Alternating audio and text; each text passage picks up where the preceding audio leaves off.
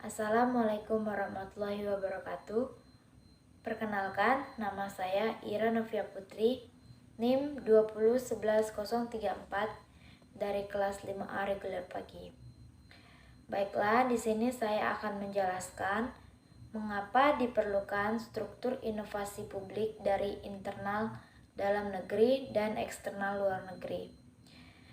Terlebih dahulu, saya akan menjelaskan bagaimana menurut Agus Dwianto struktur inovasi internal dalam negeri ada 8, sedangkan eksternal luar negeri ada 3. Apa saja itu internal dalam negeri? 1. Sentralistik ke desentralisasi. Apa itu sentralistik?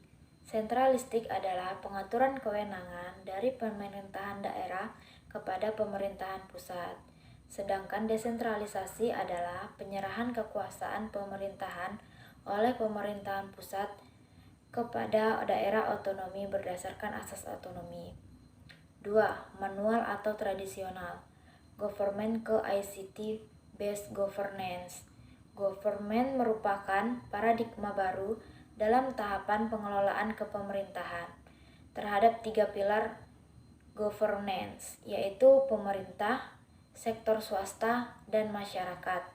Dengan bergesernya paradigma dan governance ke arah government yang menekankan kepada kolaborasi dalam keseimbangan antar pemerintah, good governance mengandung arti hubungan yang sinergis dan konstruktif di antara negara, sektor swasta, dan masyarakat.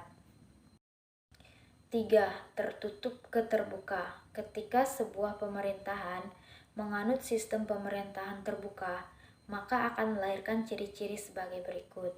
Diberikan peluang pada pers dan publik untuk mendapatkan akses dari beragam dokumen pemerintah. 4.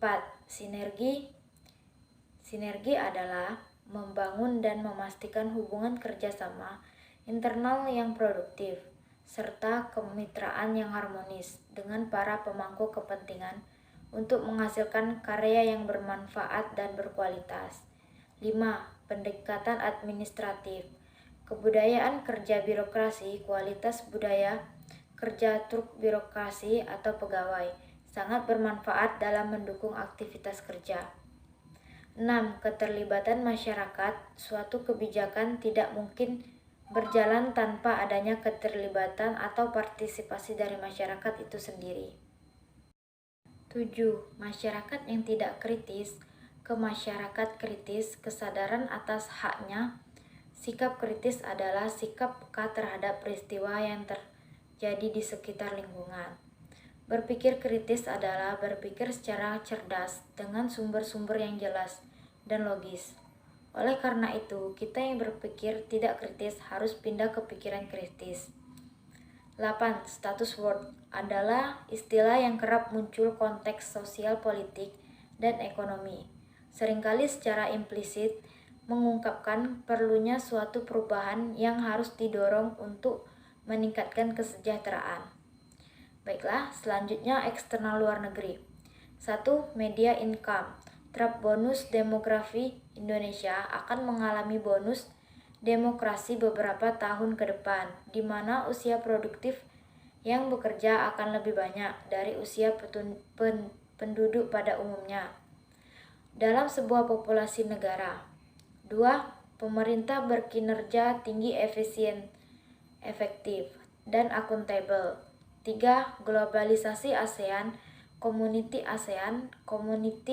sebagai strategi Indonesia dalam mengemukakan era globalisasi pendidikan tinggi. Sedangkan menurut saya, inovasi sektor publik adalah salah satu jalan atau bahkan breakthroughs untuk mengatasi kemacetan ataupun masalah inovasi yang dimaksud. Inovasi yang dimaksud adalah semua bentuk pembaruan dalam penyelenggaraan pemerintahan yang berpedoman pada prinsip sebagai berikut. 1. Peningkatan efisiensi. 2. Perbaikan efektivitas.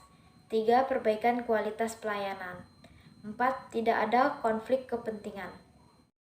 Contoh inovasi pelayanan publik di pemerintahan sekitar kita yaitu Palembang, dengan menjadikan kota Palembang clean, green, and blue.